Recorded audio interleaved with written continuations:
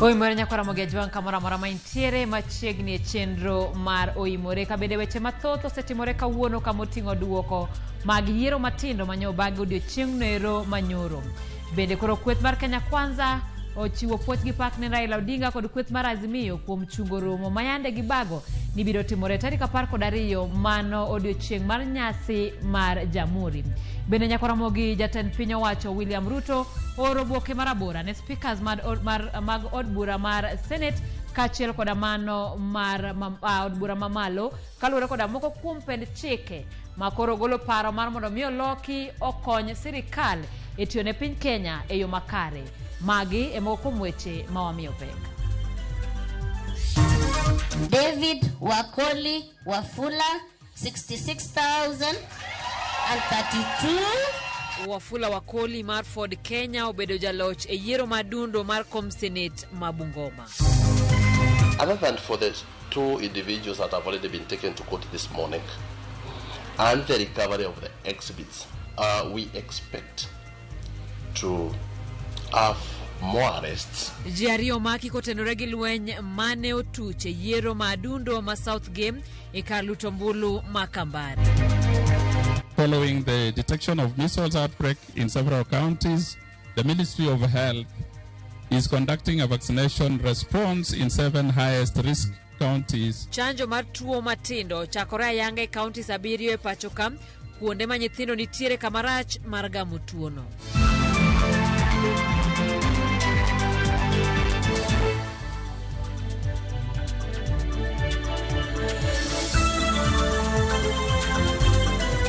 Nyakwara mogi machiegni parne nyalo tudori kodwa e namba wa manari 3 mane yor ote machuok kada bende yudo wa Facebook, Instagram, Twitter kachiel koda YouTube. Nyinga Simfruz Okinda jaloko marwa Winnie Adoyo. Wachako nyakwara mogi kama jatend piny owacho mapacho ka mano William Ruto gie sani karodhiamo makawuono oro ote ne speakers mag od bura mamalo kachiel koda mano mar Senate kaluwore koda pend chike mamoko mabende dwaro mar mondo mi oloki kowacho ni mano en yo mabende biro konyo piny owacho mare mondo tine piny Kenya e yo manyangaf kende e yo makare.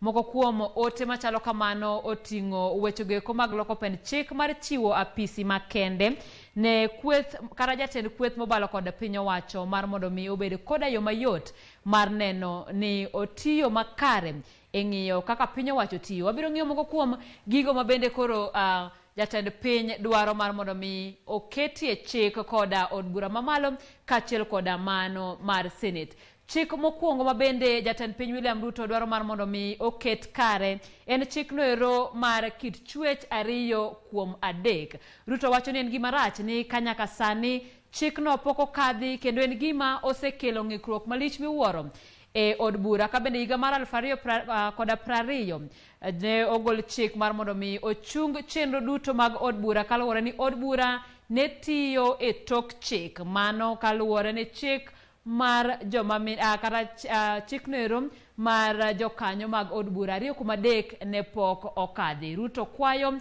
mar mondo mi jod bura oneni okonyo e chopo kare chik mar kit chwech 2 kuom 3. Bende kaluwore koda mano kopogore koda mano mar chik mar kit chwech 2 kuom 3 ote machielo mabende koro Ruto oro e od bura mano koluwo speakers mag od bura mar Senate kachiel koda od bura mamalo en kaluwore koda chik mar 204 kare mar mar chuogo omenda ne jo od bura mag Senate kara senators mondo mi okonygi e dhi e gwenge kendo rango kaka counties tiyo kod omenda mag piny owacho. Mano gima bende kotim kanyo to biro moro senators mapacho ka mabende kuom thuolo malach osebedo kayuak ni kata obedo ni gin koda ting' mar rango kaka omenda mag piny owacho itiyo gode gwenge gionge koda nyalo e yor omenda. Ka bende koro Ruto kwayo mondo mi olok chik ochiw agulu makende ne senators mondo nyal timo kamano.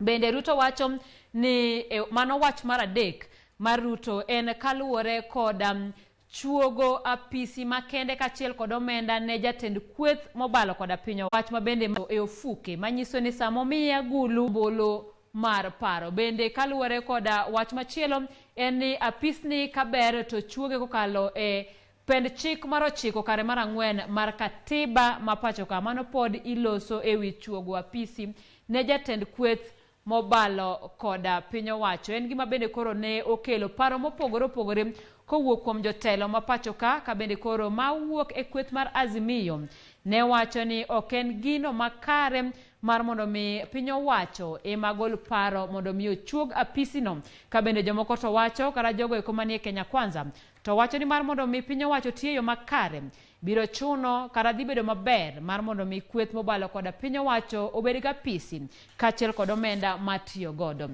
Bende jatend piny Kenya mano William Ruto wacho ni okwayo mondo mi chik olosi yo makare. Ka bende wach mogik mowacho kanyo ni en mar mondo mi od bura obed koda teko mar luongo jotend migepe e nyime kendo dadhogi kaluwore koda kaka gitiyo e pacho ka.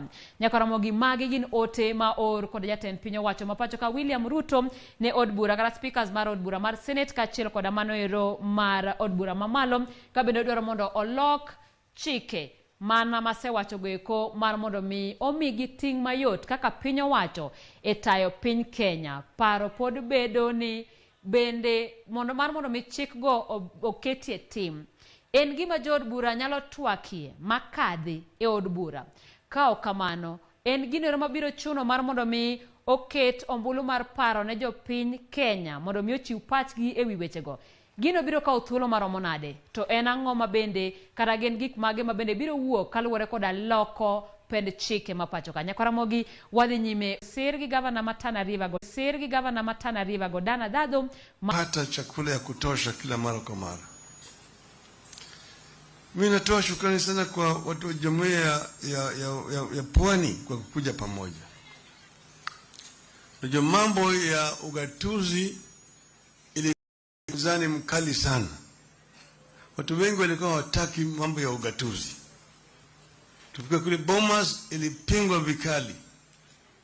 Hata yule ambaye alikuwa mwenyekiti wa kamati ya ugatuzi alipigwa risasi akawawa. Walikuwa hawataki, wanataka mambo yote yawe Nairobi.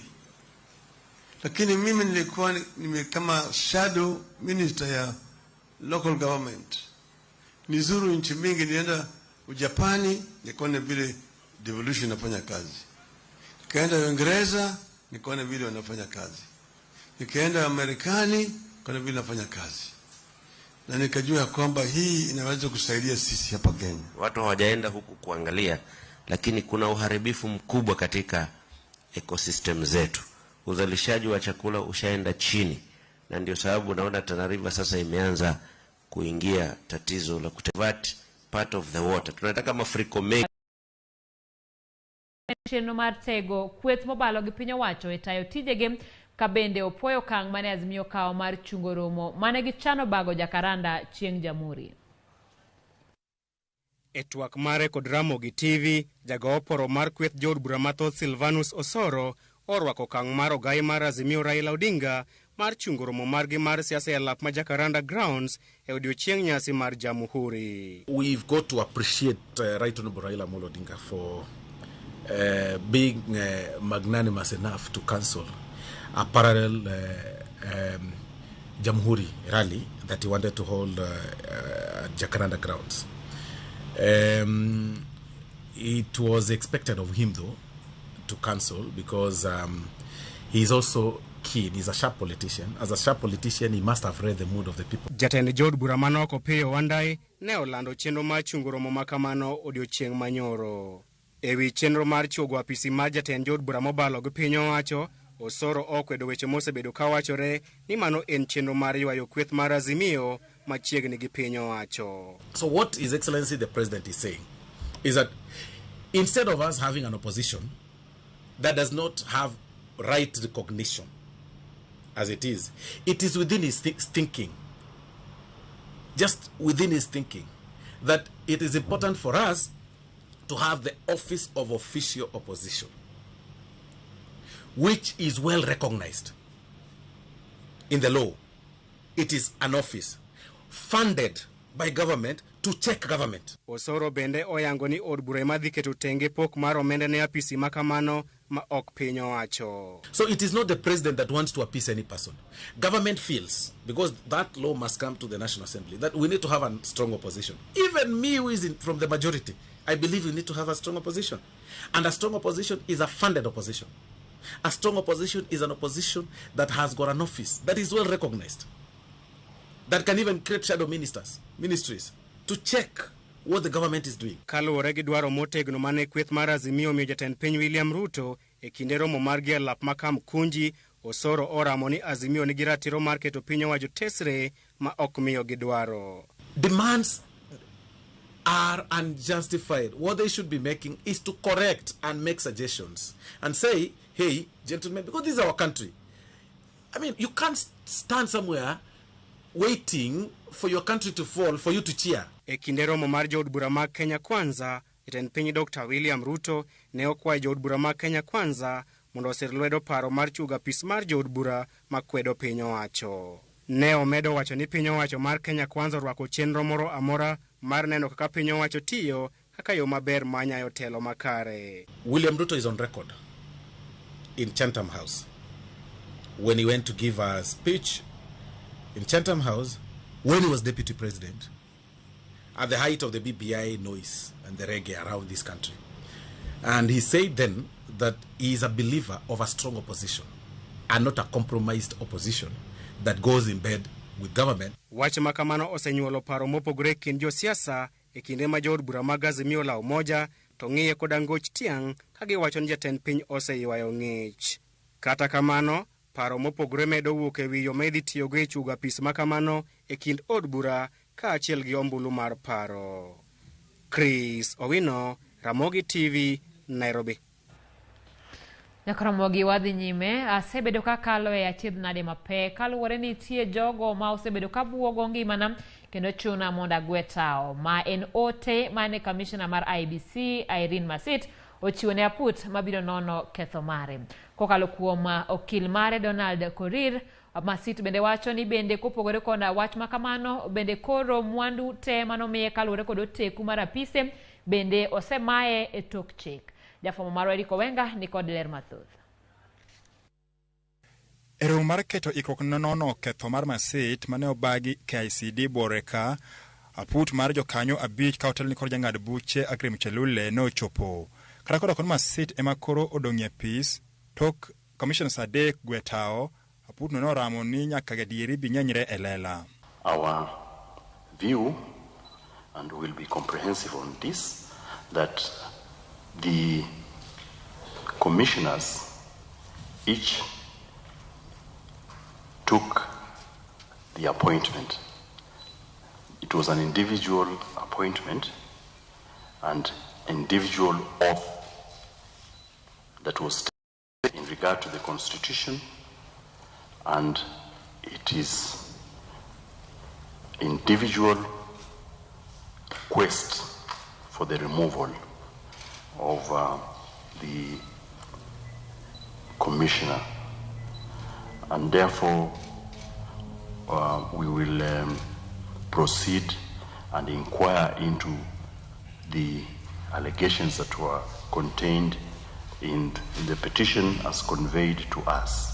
It's not removal of the members, it is removal of the respective members individually according to the phrasing of the Gazette notice, and actually also according to the phrase and provisions of Article 251(1). Kata kamano, okil mar Masit mano Donald Korir mano yore loe no chwako lwasi ka ywak. Otherwise, like he gave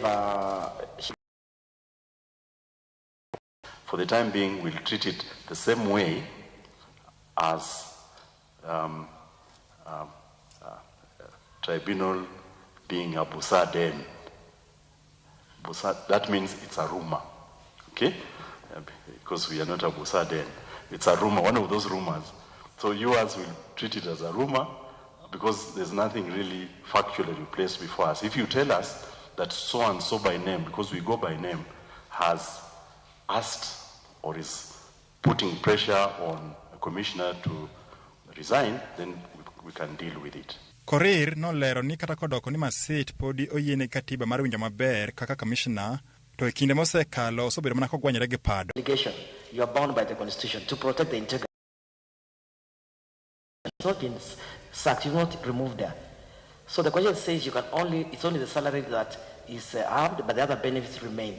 Motelo okil Korir nokoni apudno ni onge kaka nonro nyalo dhi nyime to ne gin ji ang'wen mane itudo kod ketho makamano to sani koro Masit kende emodong'. The notice appointed you to investigate 4 commissioners.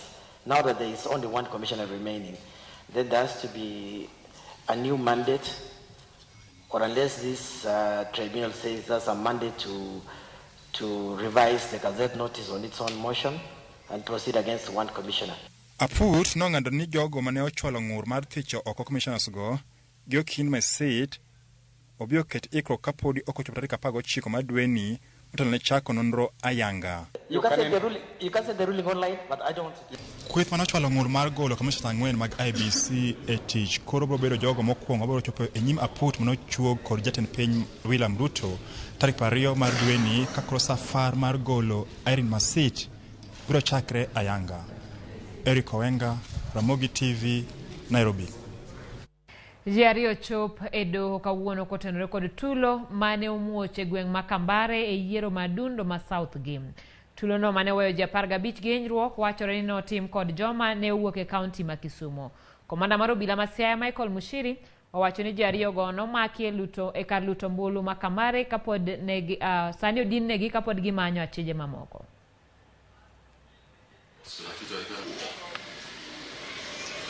It's regrettable what happened yesterday because we had 7 motor vehicles being stoned at a single polling station, Kambare. Out of 41 polling stations, we had 7 people that were seriously injured. They are being attended to at Mbodo Sub-County Hospital.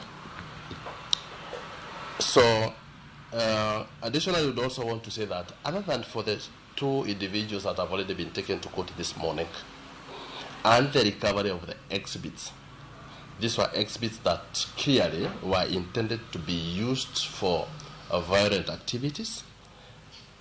We expect to have more arrests and give a very firm commitment that any of the individuals that would want to distort the law, interfere with an important exercise that, as this, will be dealt with very, very firmly. Duoko mag yiero madundo mag lemo mag kom MCA ma utawala e kaunti ma Nairobi kaachiel gi South Game e kaunti ma Siaya kod lemo mar Senate e kaunti ma Bungoma koro nito oyangi. Duond bura ma Ford Kenya oyako lemo mar kom Senate e kaunti ma Bungoma e yiero mane yeliet ka jochung' 11 nyowuok oko mar laro komno. Flora Tieno miyowa ler mathoth. Tok yiero madundo rumo odiochieng' manyoro e kaunti ma Nairobi, Siaya kaachiel gi Bungoma. Apisas mag IBC mane ochung' ne yierogo olando ayanga joyombo mag yierogo. E lemo mar kom Senate ma kaunti ma Bungoma mane oyoyo jochung' 11 gi otiko mopogore opogore, Wafula Wakoli ma ochung' gi otiko mar Ford Kenya ne oyangi kaka jaloch tok yudo ombulu maromo 66,000 gi 32. David Wakoli Wafula 66,032. Mwambu Mabonga mane ochungi otiko mar UDA ne obedo namba 2 tok yudo ombulu maromo 45,907 ka Wafula wa Munyinyi mabende ne ochungo otiko mar DPK e bwo riwruok mar Azimio One Kenya Alliance obedo namba 3 gi ombulu 20,519. E yiero machielo mar kom MCA ma South Game e kaunti ma Siaya, duond bura ma ODM ne oyudo lal tok lemo no dhine Brian Ochieng mabende ne ochung' kar kende. I declare that Obiero Brian Chieng Anyango has been duly elected as the member of County Assembly for South Game. Yiero no bende ne oweyo thoth ji gi hinyruok ka jomoko bedo ute mag thieth tok lweny muoch kinde yiero.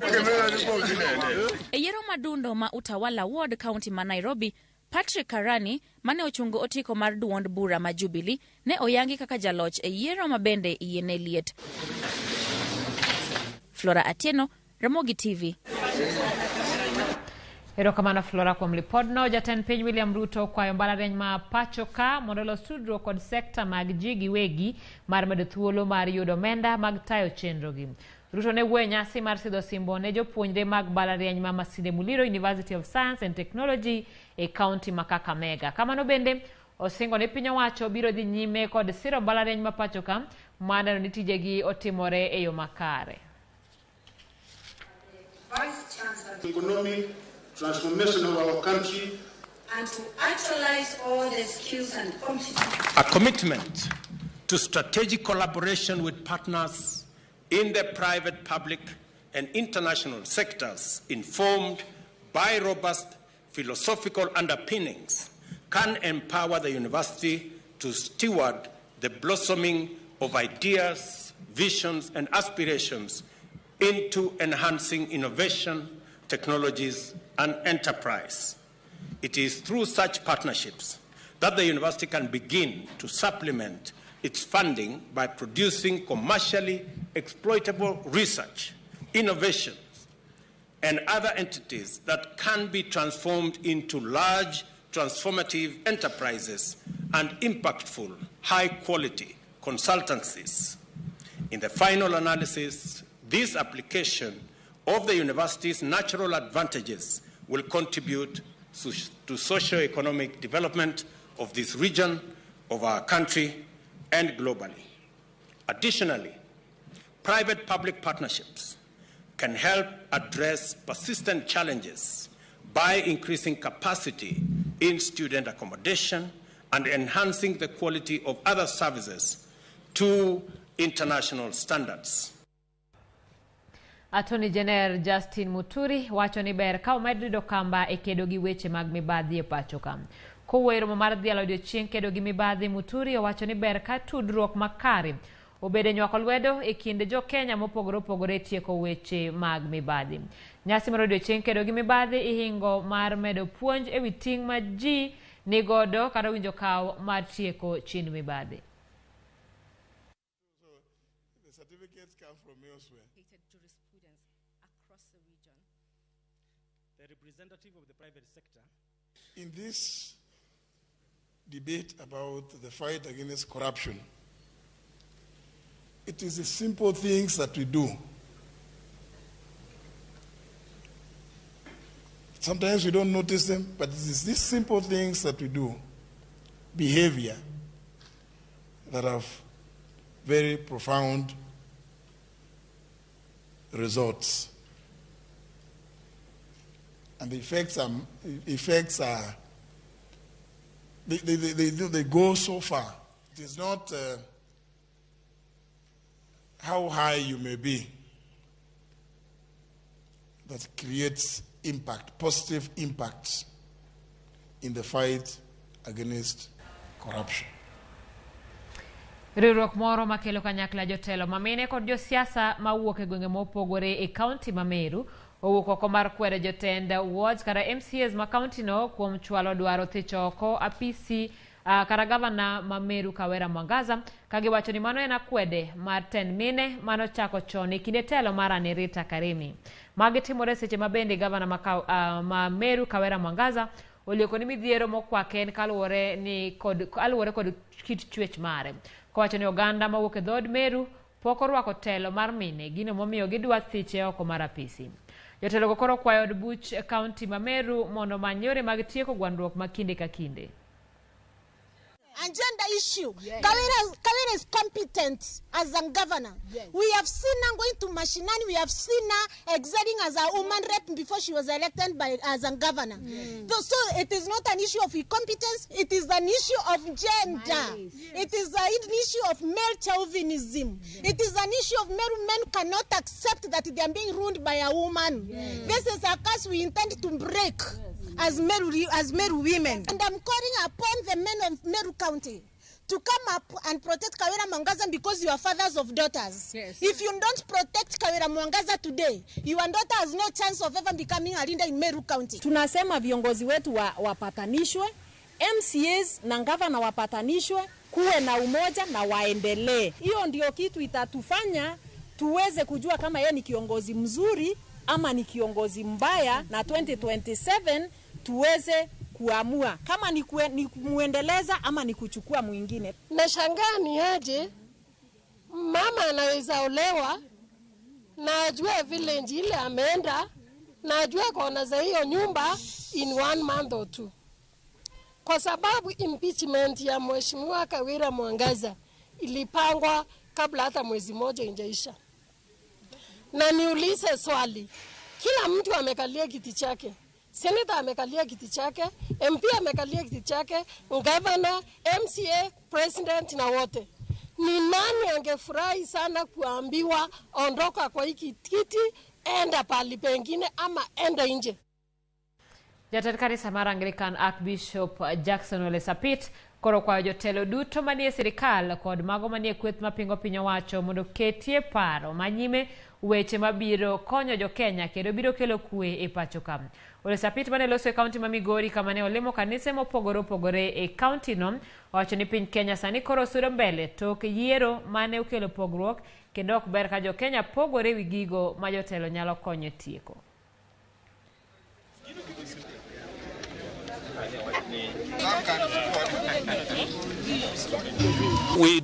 We cannot afford to have another prolonged standoff as a country after a very tight and divisive election. All what we want to see is what is good for Kenya. And that which is good for Kenya is our cry as a church that Kenya can move forward and become a nation indivisible and indispensable. Every Kenyan will feel they are part of Kenya. So my call to those who are in leadership, the current government, is to embrace every part of Kenya as a critical component of this country in the whole area of development, in the whole area of paying attention to infrastructure development and other development. And we want to see an all-inclusive government where everybody participates and everybody takes a share in all aspects and in leadership.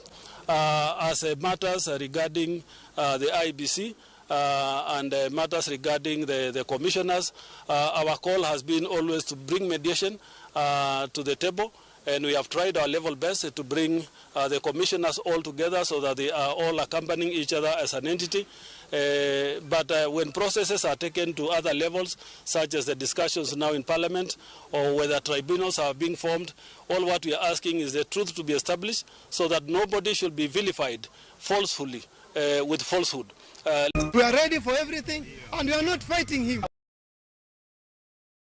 0321 or call 0725 000 222.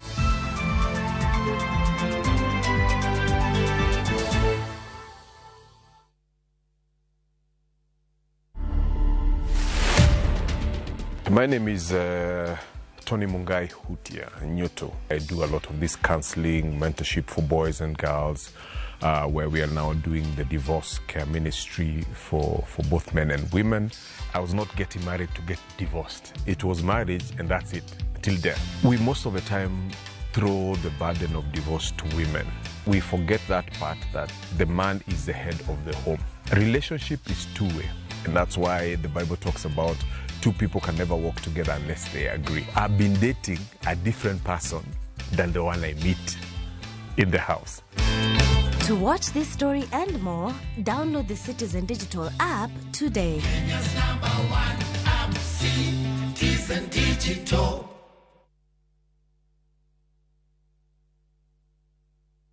This December, drama. Have you told them about your marriage? I'm gonna send my flying kiss to you. Romance. I love you so much. Comedy. Look at this one. Unacheka na una meno mbili. Music and so much more.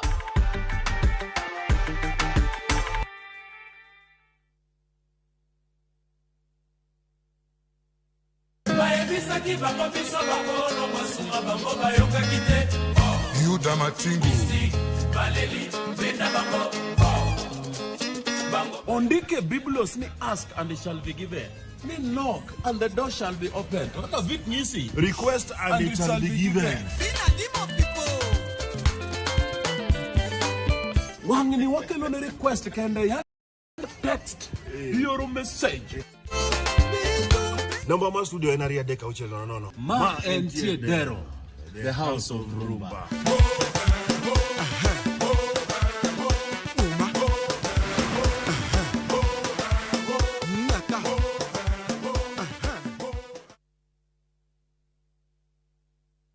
Qatar Jackpot. 6 games, 8 bob, shinda 60k kila siku. Tuma neno QJP kwa 29063. Not for persons under the age of 18. BCLB number 416.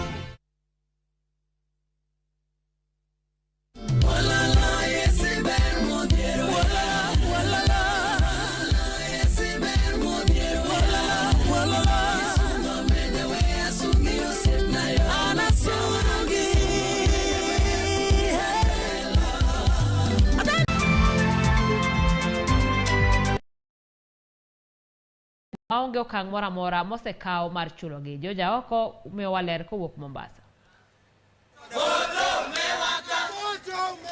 Magi jothieth mag kaunti ma Mombasa ka koni korogi ikore mar chako ayanga ng'anyo margi chieng' wuok tich. Deko mar osara magi koni poko chulgi thuolo mar dweche 2 emomiyo giwacho ne gidwa ng'anyo ne tich nyaka chulgi pesagi. We'll be starting our strike on Monday. On Sunday is not Monday, Sunday midnight. So I'm appealing to the community out there who are seeking services to Mombasa County to seek them somewhere else, probably in private sector or other counties. How can you treat a patient and mentally you are not healthy? Physically you're not healthy. Socially you're not healthy. How do you do that? Chintakuwa instead, because I'll give you the wrong medicine. I am not motivated. I'll give you the wrong medicine. You treat me, I treat you. Give me my rights, I treat you. Whatever he thinks he can do, let him do it now. Asichelewe zaidi. We are ready for everything and we are not fighting him. He should know it very clearly. We are not fighting him.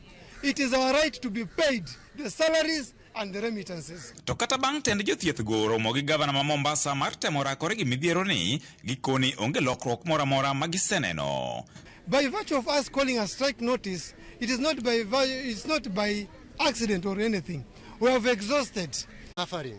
Which is late by a few days. I need to save people's lives. We need to do whatever needs to be done, and I've given the Coast General Hospital that mandate that needs to be sorted out. Let the governor know that even if he's to pay 1 month's salary, Melishango Ananga, we are to get 2 months' salaries.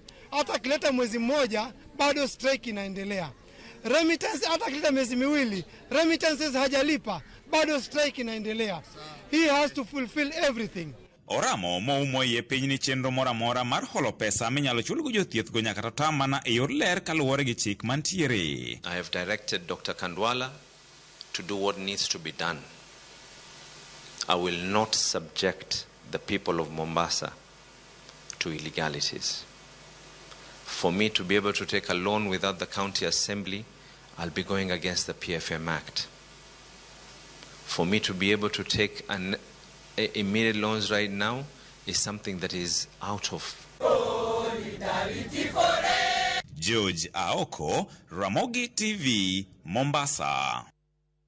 Kamano Joja ko kuom lipodno kata kamano kapar ka en gima ber ka laktar de wach ni obiro chiwo ne jatuo yath ma ok ni kare ka ok ochule omenda.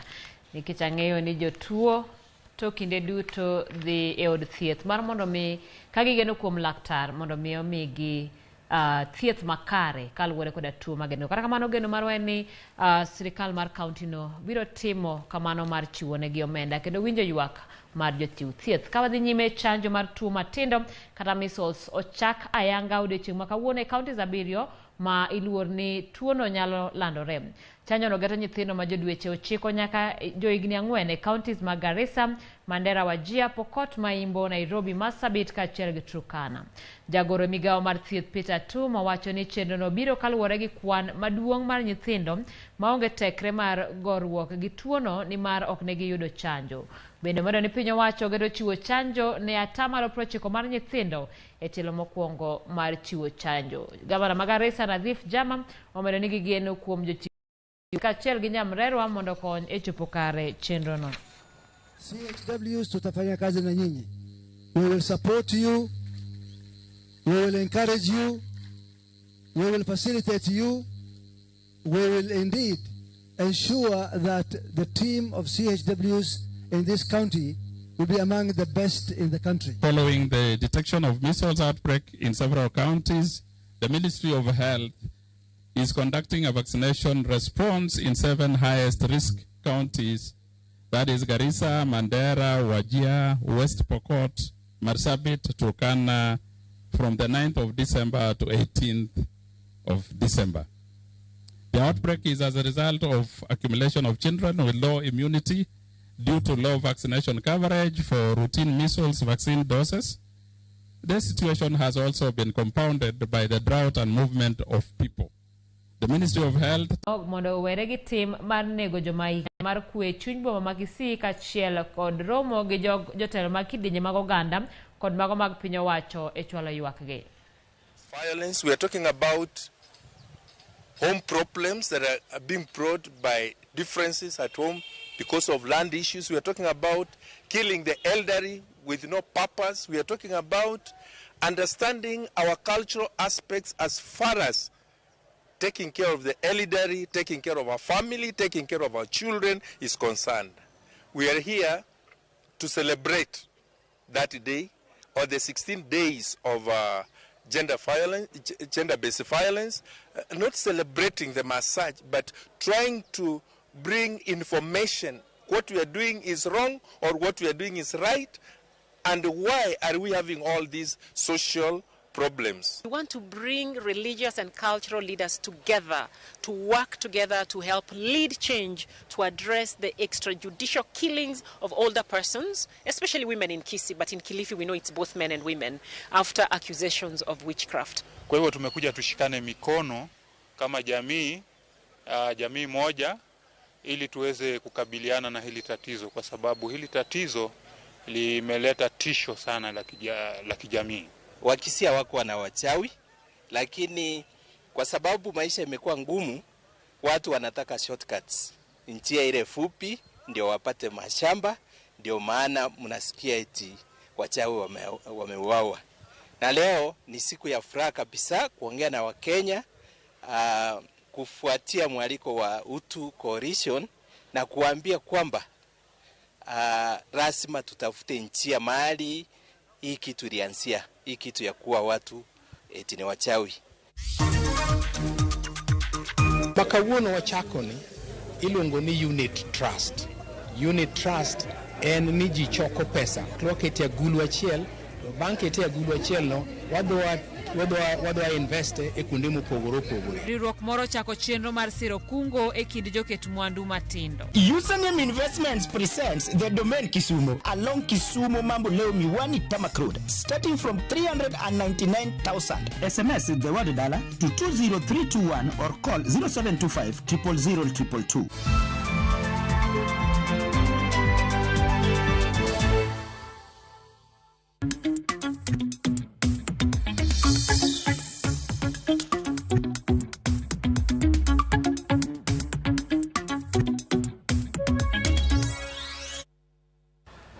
Machiegni mesa mar ohala kama jalup jatend piny Rigathi Gachagua kwa jo Kenya modak e piny mar Angola mondo kaw thuolo mar timo ohala gi pinyno. Kowuoyo e limbene e pinyno, Rigathi owacho ni timo ohala gi piny Angola rwako chiemo koa e pinje maoko modhuro, ka bende bedo ni machiegni gi piny Kenya medo thuolo mag timo ohala kode.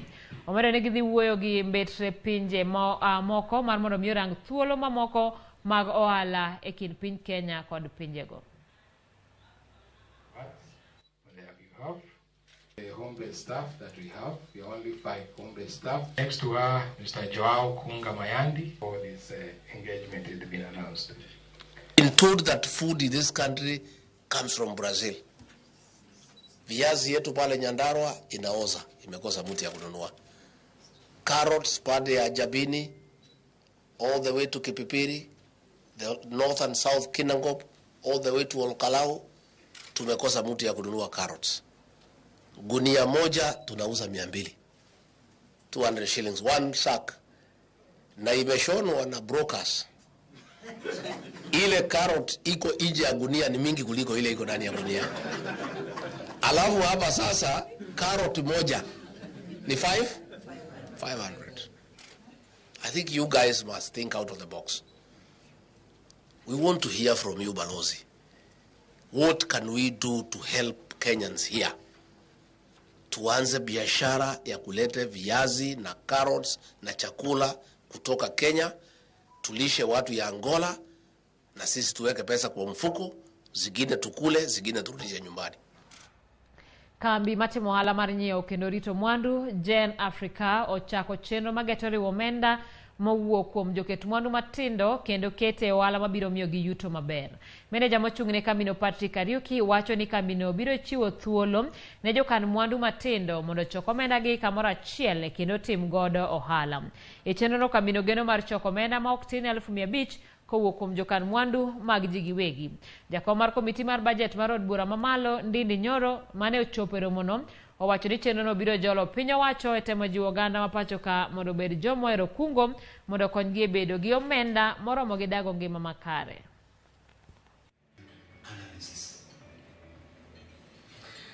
We have HR professions, finance managers. Makawuono wachako ni iluongo ni unit trust.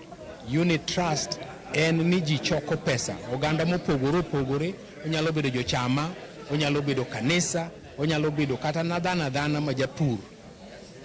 Riwo pesa kanyakla, kelo pesa kanyakla, waketi agulu achiel, to bang' keti agulu achiel no, wadwa investe e kuonde mopogore opogore. Biro konyowa mondo wanwang' yuto maber. To yuto maber no kwasenwang'e e agulu no, koro wapoge ne joma ochango pesa, oketo pesa kanyakla. Struggling businesses owned by GOK, you have the capital, expertise and money. Reviving these companies, I believe, should also be part of your goals. Because when these companies get better, the economy gets better, you have more people employed and therefore waiting to retire and therefore are contributing to their retirement, and therefore Gen Africa actually even grows. Dwaro koro nitiere mondo piny owacho mamalo bag romo magalamoro mar jokanyo mantie sekta mar pur niang' eneno ni oyud resruok ne jopith niang' ma osebedo kod midhiero mathoth kuom kinde buora. Ma en kwayo mogol kod jo Kenya National Chamber of Commerce and Industry bade ma Kisumu ma wacho ni lal maduong' osebede ka iyudo kod jopur kata obedo ni pinje mamoko to sekta mar rego sukari timo maber. Gidwaro ni jatend migawo mar pur Mithika Linturi olos romono mondo gol paro kaka inyalo chir sekta mar pur niang' ka oganda mathoth gena ahinya kuom pur niang' e counties makaluo. Gik machendo gin weche adek. Achiel en gimiluongo ni legislative and policy framework mar sugar sector. Osebedo maonge nyaka ne sekta mar niang' chakre e Kenya ka. Mano wach maduong' mwadwa nolosi. Wach mar ariyo en gimiluongo ni cane pricing. Formula ma igogo nengo niang' e Kenya ka ok ber. Kikompea gi pinje maoko, sani nengo mar niang' kane ber kikompea gi pinje maoko machalo Brazil kata Canada. Niang' sani onego bed ni chulo ma ok tin ne 7,400 per ton. To kaka igo nengo ne Kenya karka miyo jo ohala ma puro niang' ok yudo ohala maber. To nikech pinje maoko kago nengo niang' to ging'iyo gi factor in gik ma niang' products duto te ma niang' golo. Achiel kuom gi en jet fuel ma ok tin e Kenya ka. Mar ariyo en industrial sugar ma ok tin e Kenya ka. Mar adek en spirits mopogore opogore machalo rectified, methylated, surgical spirits. Gigo te koriw gi gin products maromo 14 ma niang' golo. Koro products 14 go ohala mawuoke onego bed ni jopur be yudo. To hawi marach ni Kenya karka formula migogo nengo niang' ok mi japur dong' gi gimoro monyalo kwano nohala.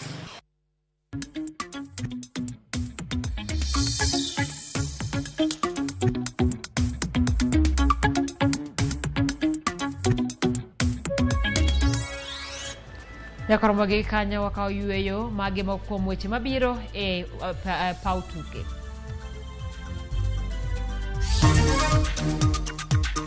we're more than prepared. We are set. The good thing, we have an advantage because most of the players we have in the side are players who've played the fives before. Team Kenya mar hockey wuok pacho kaka gidhi e piny mar Misri e tuke mag manyo tiko mar dhi e tuke pinje mangima. Username Investments presents the domain Kisumu along Kisumu Mambo Leo Miwani Tamak Road, starting from 399,000. SMS the word dollar to 20321 or call 0725 000 222.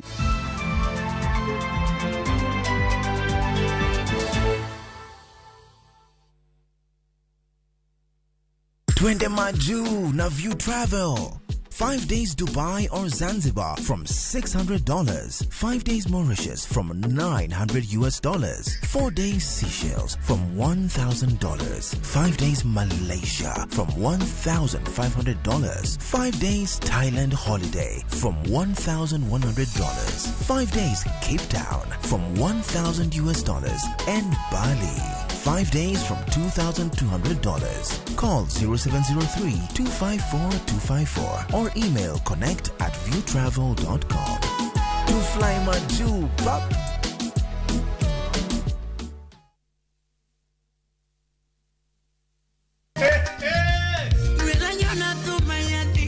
Ma en chenro mar usiku sako wachoro thum mar benga gi ohangla kabiro komakore ahero nyako mahero makata onge. Nyayudo e mbui mar Facebook, Instagram, Twitter @Ramogi TV #Ramogi Night.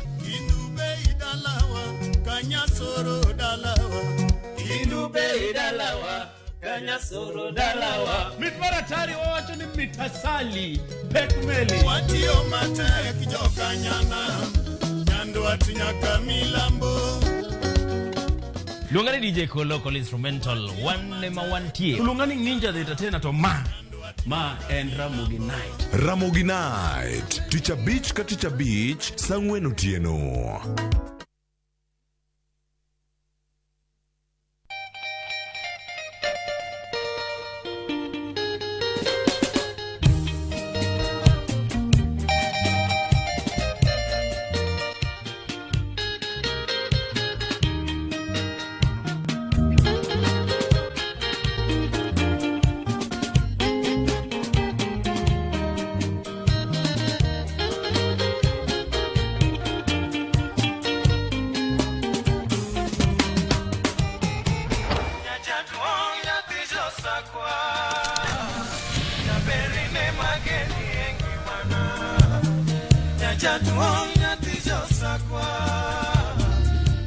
Radio Ramogi, Cartoon Jaluo. Radio Ramogi.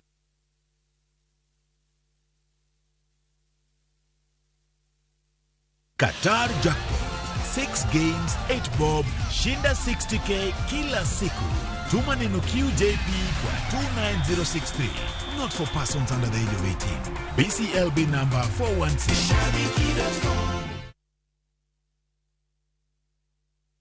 Pungua. Nini endelea hapa? Wewe funje mlango wopio. Ni makarao. Na tumerudi na vishindo. Ni kundiala la jo. Wewe kopro. Muse ni sergeant nimefika. Nini? Panya imeipa ukali yangu ya usiku sasa hivi. Lugha tiso unacheka na una meno mbili. Changamka wakati wowote mahali popote na vipindi vipya vya makarao. Wapi huko? Tazama makarao sasa ndani ya View sasa. Glass are we together?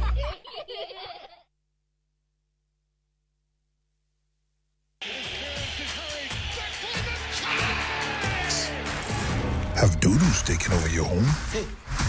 I need to suck your blood. Get Bolt and get your home back. Unlike other insecticides made from toxic synthetic pyrethroids, Bolt is made from 100% natural Kenyan pyrethrum, making it gentle on you but deadly on flying and crawling insects. When doodles strike, stop them dead. Bolt insecticide, gentle on you, deadly on doodles. Get Bolt insecticide today.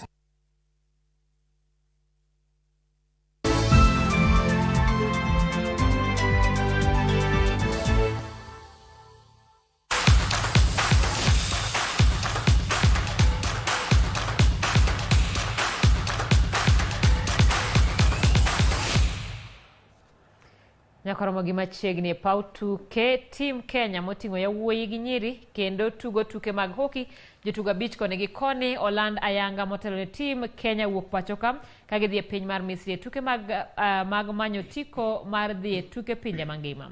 Kocha mar Kenya Kevin Lugalia olero ni giseketo ikruok makare tukego machakore odiechieng' makiny nyaka tarik 15. Kenya biro rakore gi timbe mawuok e pinje mag Misri, Zambia kaachiel gi Namibia e grup margi. Tim Kenya geno ni biro wuok e pachoka sa asaya mar dhi e piny mar Misri ka tugo mokwongo mar yawuoyi biro bedo e kindgi kod tim mar Zambia ka wakeini biro tugo gi Misri e tugo mokwongo.